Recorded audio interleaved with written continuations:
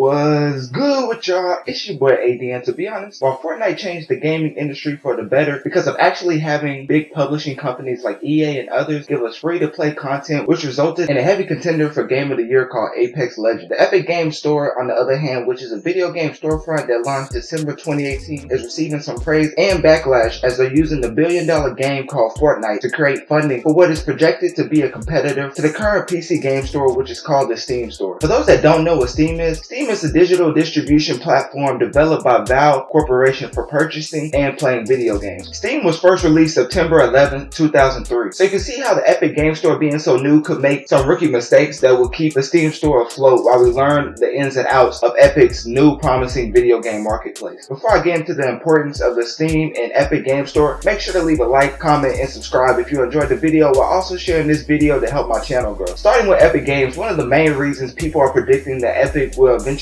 overtake Steam is because of developers receiving a generous 88% profit share as opposed to Steam's 70%. The Fortnite publisher nabbed exclusivity deals for some notable new games like the big name shooter Metro Exodus, published by Deep Silver, that was originally set to come out on Steam. And while Steam was very outspoken on how unprofessional and dirty that move was, critics and fans seem to look at it as just a business decision. Meanwhile, Epic is constantly growing the base of gamers by offering them a free game every 2 weeks, or you could say every fortnight, to those who use the store. One of the main cons for the Epic Game Store is its non-existent review system, which is because Epic says it wants to avoid the toxicity of Steam reviews. With the review bombing and other vendettas against the developers, users weren't too happy about this, and Epic has now revised its stance, saying that it's working on a review system that developers can now opt into. I mean, in my opinion, there's no reason to not have a review system, because at the end of the day, looking through reviews is probably one of the biggest ways people decide on what they want to spend their money on. Epic is learning from their early mistakes though, as user reviews, wish lists, mod support, and in-game overlays are expected to come in the next 4 to 6 months. Also comparable to Steam, the Epic Game Store now has a 14-day, 2 hours played with refund policy. At this point, the games you own are simply displayed as tiles with no organizational options. That's fine for now, but what will need to change is Epic Store takes on more games and your library starts to fill up. Plus, the only way to uninstall games is through the Epic Store, and if you uninstall the Epic Store before uninstalling any of the other games you have on it, you'll need to go and manually delete the game folders in your OS like it's 1995 again. Not exactly the most efficient way to uninstall a video game. Moving on to the more prestigious digital video game storefront. Having already said the only con for Steam, I have mostly all pros. Because of them having so much time to fix everything and make upgrades to the store, it would be very hard to find a con about them that is as significant as Epic's. But Steam separates itself from the rest by its wealth of categories for games in the cloud, which saves them for you unless you make as many custom categories as you want. For PC gamers, the DRM is an important tool for keeping hackers out of their account, while on the other hand, DRM, which is digital rights management, is the method of copyright protection for digital games, helping to prevent people from playing games they haven't paid for. So you can see how this will be very useful for Steam and Epic stores, but like most services, they approach how they implement these rules very differently. As Steam has a simple policy: you buy the game, you need to have Steam open to run it. If you don't have an internet connection, that's fine because Steam has an offline mode. Steam also has family sharing, which lets you share your entire library with up to 5 other Steam users and authorizes up to 10 devices. The only caveat here is that if the game's owners start playing anything in their library, you have 5 minutes before you're kicked from the game. Kind of like internet back in the old days. But anyways, if you want to run a game through an executable file or a Windows shortcut to it, it will automatically open Steam at the same time as opening the game. So in short, there's no way to get around the Steam DRM system, so don't even try it. For the Epic Game Store, since it's so new, which shouldn't be an excuse to not have this, but unfortunately it is, because it doesn't seem to be a consistent DRM policy on the Epic Store. Of the 3 games from the reports, Fortnite, Subnautica, and the Jackbox Collection, each one seems to play by its own rule. The Jackbox Collection seems to be DRM free and can run irrespective of whether you have the Epic Store open or not. Subnautica is DRM tied to the Epic Store, but reports did find a neat workaround should you want to run it without the Epic Store, directly through the executable, say, or through Steam as a non-Steam game. Fortnite, meanwhile, has the tightest DRM of the games we tested, which shouldn't be a surprise. It doesn't allow the Epic Portal workaround and requires the Epic Launcher to be open in the background when you play. There's no problem with having a range of DRM levels on a digital platform, but each game's DRM policy should be completely clear to avoid confusion. At this point, there's just no way of knowing what kind of DRM a given game has until you work it out for yourself. So basically, Epic Games is struggling right now in the DRM department. But in conclusion, Steam offers a significantly better experience for gamers, being so polished and more experienced. Epic Game Store is so threadbare that it barely feels fit to accommodate the games it's secured with its Fortnite million. In my opinion, Epic needs to be aggressive in the market to compete, but it also needs to create an appealing user experience in which it's easy to find these much-touted exclusives it's procured and maximize the convenience for gamers once they're installed. In-home streaming, cloud saves, and community hubs should be a top priority for Epic's roadmap. Though we can't forget about the 18% extra cut for developers, which is a bold decision by Epic. But if these games are getting into less gamers' hands, then everyone loses. The Epic Game Store is being hailed as a developer-friendly platform, but for now, it's not very gamer-friendly. It needs to evolve and fast. Its shortcomings for gamers eventually hurt the developers it's supposed to be supporting. In conclusion, there's just a lot of hype for Epic Game Store because they made Fortnite in a pretty high developer's cut. But there's no real foundation, plus it's not very user-friendly. Let me know in the comment section down below if you believe the Epic Game Store can one day overcome the Steam Store, because right now it's looking kind of rough for Epic, as it's showing gamers and consumers in general how hard it is to actually develop and run an all-around stable digital video game storefront, which at this point means the Steam Store is still the best option for PC gamers to digitally shop. So yeah, that's it for the video. If you enjoyed this, make sure to let me know by hitting that like button, subscribe, and share this with your friend,